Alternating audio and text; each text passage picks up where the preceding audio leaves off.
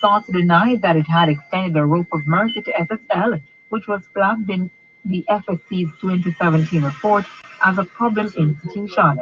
McFarlane argued that SSL was presented with the particular requirements to satisfy certain obligations to prevent the suspension of its license and suggested that those conditions were met. He insisted that there was no reason to presume that the same issues flagged had persisted over the years and resulted in the embezzlement of scams that defrauded Sprint legend Usain Bolt and dozens of other account holders at the firm. Principal of North Community College in Spalding, Florida, Dr. Daisy Ramsey says contingency measures have been put in place to ensure business continuity at the institution amid the uncovering of a fraud. Ramsey did not disclose how much has been seized, noting that the matter is now under full investigation by the relevant authorities. However, sources have confirmed that the missing funds total more than $60 million. In a media release, Ranjit stated that the college recently discovered certain irregularities involving the falsification of a number of checks issued by the institution. The discovery, she said, was prompted by a recent call from the institution's bankers seeking to verify three checks presented to them on the day. Three checks with numbers coinciding, which one issued by the college but apparently altered to reflect greater amounts. Subsequent internal checks revealed that other check items had in fact been paid previously by Ramjeet, or said Ramjeet. She said the matter has been reported to the college's board, its auditors, the police, the Ministry of Education and Youth, the General Secretary of the United Church of Jamaica and the Cayman Islands, and the National Commercial Bank. The Ministry of Education and Youth has expanded its preventative measures in schools to curb the incidence of violence. Portfolio Minister April Williams has said that the story comes after students at Cedar Grove Academy in Port Moresby, Catherine, shot the schoolmates during an altercation on the compound on Monday. The injured student has since been discharged from hospital. Reports are that both the students had a dispute that stood over when they entered the school premises. The education minister said that there has been a ramping up of security television surveillance and the use of metal detectors at today. She has also said that there has been instances of random searches of students. Mrs. Williams said that teachers are required to refer students displaying troubling behavior to guidance counselors for psychosocial support and other intervention. She said that a key element of the ministry's crisis management program is a collaboration with the Ministry of Justice for restorative justice sessions to help students diffuse conflicts that could escalate to violence. Several students at Edith Northern High in St. Andrew were reportedly prohibited from entering the institution's compound yesterday. Students complained that it was the sixth consecutive day that they were being barred from school due to breaches of uniform and grooming policies. Following a post-cabinet media briefing at the Jamaica House last year, Minister of Education and Youth Ava Williams declared that she had told the principal repeatedly not to prevent children from entering schools when they fail to wear the correct uniform. Minister of Local Government and Rural Development Desmond McKenzie said the government is actively using all the services provided by the Jamaica Public JSD. Mr. McKenzie said that the new improved Black River Station in St. Elizabeth will be activated in March and work is to start on the Balaclava Fire Station, also in the parish. Upgraded work is currently on the way at the Immaculate Fire Station in St. Mary. Yeah, man, we're there live, we're live on Facebook, we're there live on YouTube. Multi-stream, watch channel. My YouTube, we're there, jam program. And my Facebook. And personal responsibility to the Bless up Global One government is doing its up part. at Canada. Our citizens must So we are pushing the Jam Opens Local production. government Minister Desmond McKenzie. The teenager who was charged with the You can abduction go and of a see the 3-month-old baby baby has and been check out the remanded to a place of safety until January Jam Opens 25 production. when she is set to return to court. When the 15-year-old appeared in the St. Catherine Children's Court on Wednesday, the court was told that the case Jala file is incomplete. Her name is being withheld as she is a minor. The teenagers arrested and charged were from an incident in Horizon Park in East Punchtown, St. Catherine on January 11 when the infant, Shane Malik Hall, was stolen from his mother. A report was made and the police held the teenager in Cambridge District St. James. On question, the accused reportedly told police that she had recently given birth to the child while in St. Catherine and had just returned home. The Cambridge police have labeled the suspect as a troubled teen who frequently runs away from her own home and ended up in the parish of St. Catherine where she was living at one point. And those were the stories making news. We now join our weather center for the latest report and forecast. All right, thank you, Colleen, and good afternoon. Once again, here we're talking about some sunny and dry weather for much of Jamaica over the next 3 to 5 days. Little in the way of shower activity. Should be dry through this afternoon with a mix of clouds and sun. Breezy along the coast, 28 to 30. Tonight, clear, between 20 and 22. Sunshine, scattered clouds around on Friday. Again, breezy, especially along the coast, 28 to 30. And breezy with very isolated showers expected Saturday and Sunday. Otherwise, partly and sunny skies, 28 to 31.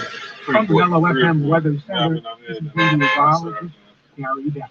Thank you, Gary. We now join the SER for international stories, followed by sports with Evan Hewitt. Live from NPR News in Washington, I'm Roxy Say.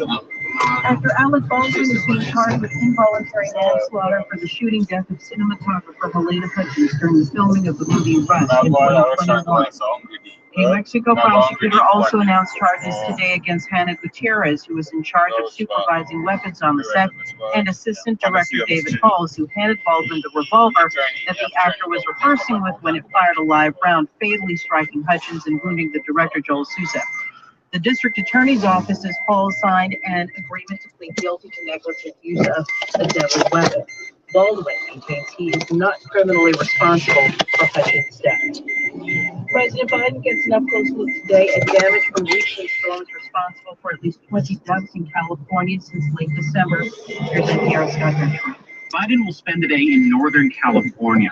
White House Press Secretary Karine Jean-Pierre says the trip will focus on Santa Clara and Santa Cruz counties, both located south of San Francisco. During these stops, the president will meet with first responders, state and local officials, and communities impacted by the devastation, survey recovery efforts, and assess what additional federal support is needed. Jean-Pierre says Biden will be joined by California Governor Gavin Newsom, among others on the tour. The president signed a federal disaster declaration over the weekend. Scott Detrow, NPR News, the White House. Treasury Secretary Janet Yellen says the U.S. has hit the debt limit and the government is using what are called extraordinary measures to avoid a default. NPR's David Gura with details. In a letter to congressional leadership, Treasury Secretary Janet Yellen urged lawmakers to act promptly to raise the debt limit to protect the full faith and credit of the U.S. But so far, there isn't a clear path forward for Congress to do that. Some Republicans say they intend to use the debt limit as leverage to get spending cuts. The extraordinary measures the Treasury Department is now taking, including the suspension of investments in a government retirement fund, will only work for a few months, Yellen says, until early June. If there's no resolution by then, the U.S. would default on its debt, which would roil global markets and have huge economic ramifications. David Gura, NPR News, New York. Residents in the capital of Peru are bracing for more anti-government demonstrations. Here's NPR's Terry Khan. Thousands of anti-government protesters have made their way into the city. They're demanding President Dina Boluarte step down and new elections be called. Boluarte has been in office for little more than a month. She was sworn in following the arrest and impeachment of former president and political newcomer Pedro Castillo, who attempted to dissolve Congress and rule by decree. What began as protests demanding the restitution of Castillo last month has morphed into widespread calls for social justice and economic charity. Terry Khan, NPR News, Lima, Peru. It's NPR.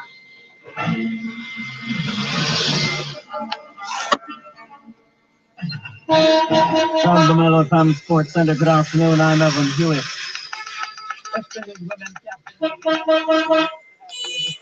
All is returning from injury, heading into the team's upcoming T20 series against South Africa and India.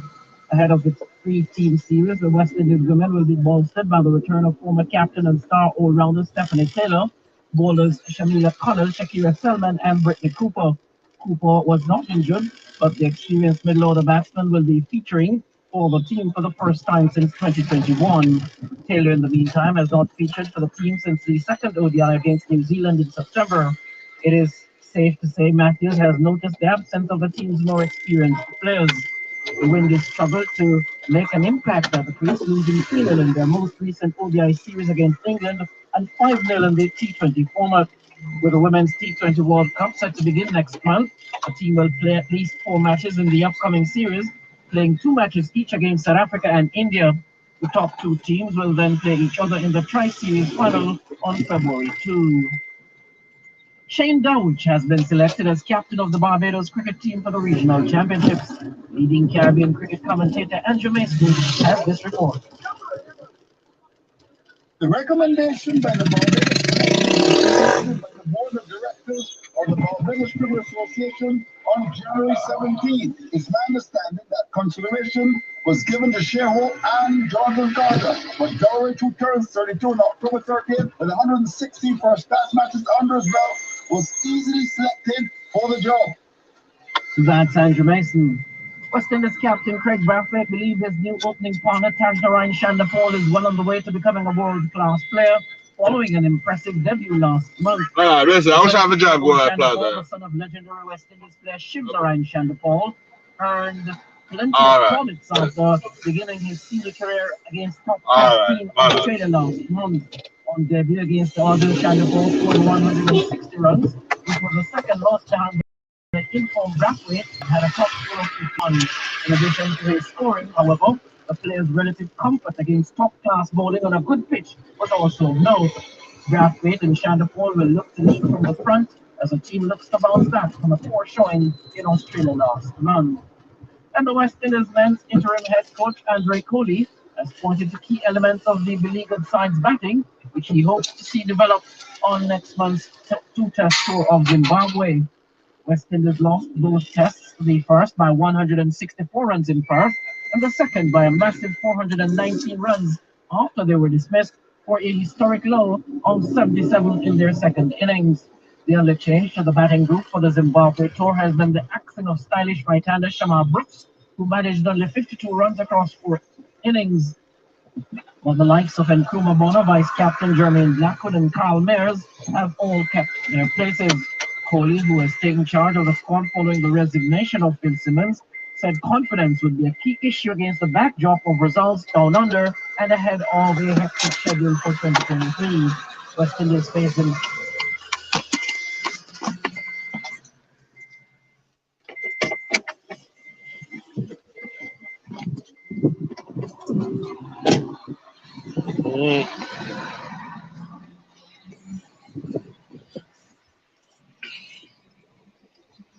Yes, I.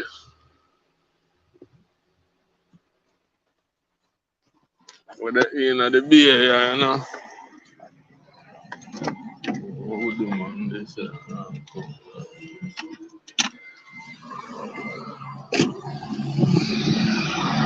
man, we're there up on thing our live, you know.